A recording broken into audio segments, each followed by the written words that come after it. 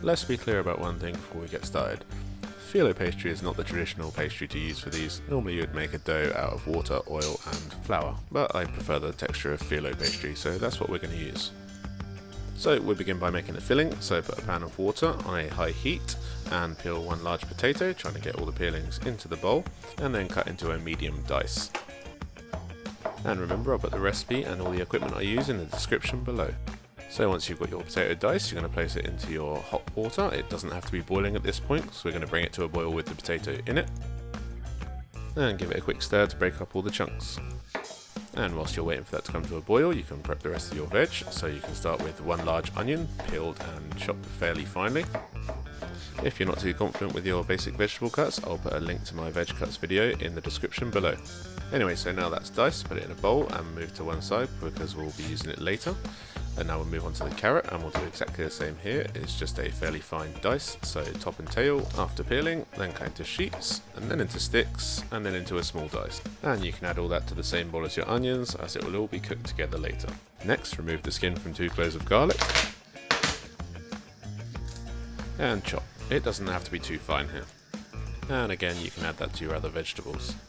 And lastly, and completely optional, is a dried chilli. I use about half of one in mine because I like them quite spicy, but just be warned, we will add more chilli powder later. Okay, so back to them potatoes now. Mine have been boiling for about 8 minutes or so, and so I'm just going to check one, and you want it to fall apart like this when pressed with a knife, but you do not want it as a mashed potato. So once you get to that stage, you can go ahead and drain your potatoes. Next up, we're going to heat a skillet or frying pan on a low heat. Add in all of your vegetables and just cook gently until they start to soften. And whilst they are cooking, you'll want to get ready your spice mixture, your nigella or black onion seeds, and some defrosted peas. Okay, it's now been about 5 minutes and my vegetables are soft, so I'm just going to add my nigella seeds and my potato and cook for a further 4 minutes. After 4 minutes, I'm just going to make sure my spices are all well mixed so they distribute evenly, and then sprinkle them all over the potatoes and stir through. And we'll cook these spices for about 3 minutes. If it starts to stick, you can add a splash of water, and after 3 minutes you can throw in your peas and just stir them through.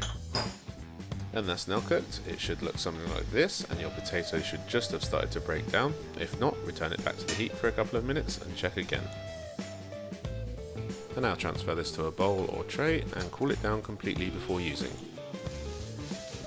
Okay, so now the filling's ready. We're going to heat up about 2 inches of oil to 180 degrees centigrade or 360 degrees Fahrenheit, and cut some even strips of our filo pastry, and make sure that any remaining pastry is always covered with a tea towel. This will stop it from drying out.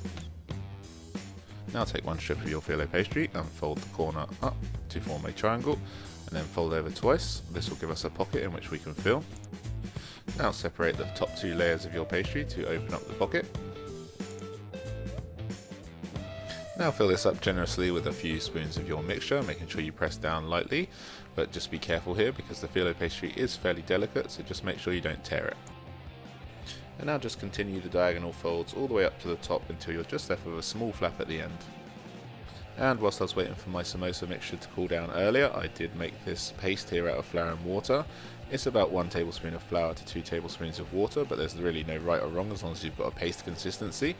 And just spread some of that on the flat and finish the fold and stick it down. Now just repeat the process with the remaining samosa mixture and filo pastry. This recipe will make about 12 samosas depending on the size. Next up, just check the temperature of your oil is about 180 degrees centigrade or 360 degrees Fahrenheit, and drop about 4 of these in at a time, making sure you don't overcrowd the oil. After 5 minutes, turn them over and cook for another 4 minutes. Once they're very well browned, remove them from the oil, shake off the excess, and then place them onto some kitchen towel to drain fully. And that's it, we're done. However, I do recommend you wait 5 minutes before eating these, as they will be piping hot. If you enjoyed this video and want to see more, make sure you click subscribe. And if you have any questions about this recipe, just ask them in the comments down below and I'll get right back to you. See you next week.